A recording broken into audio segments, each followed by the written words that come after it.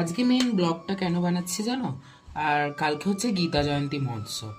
আর এই গীতা জয়ন্তী মহোৎসব হচ্ছে আর তার সঙ্গে হচ্ছে মোক্ষদা একাদশী। এই মোক্ষদা একাদশীর দিন ভগবান শ্রীকৃষ্ণ কুরুক্ষেত্রের যুদ্ধের মধ্যে অর্জুনকে এই গীতার জ্ঞান প্রদান করেছিলেন। তাই জন্যে এই দিনে বলা হয় যারা ভগবানের জন্যে গীতা ওই তাদেরকে বলছি যা এটা কথাটা, যারা ওই গীতা জল তুলসী দিয়ে আর ফুল দিয়ে তুলে রাখে তাদের জন্য কিন্তু এইভাবে গীতা জয়ন্তী পালন করলে কিন্তু আমাদের হবে না। গীতা জয়ন্তী পালন করার জন্য আমাদেরকে গীতার একটা অক্ষর অন্তত বা একটা শ্লোক অন্তত আমাদের পড়তে হবে। আর যারা সব পড়তে পারে তাদের তো কোনো কথাই নেই। তাই কালকে সকলকে আমি জানাতে চাই যে কাল গীতা জয়ন্তী মহোৎসব।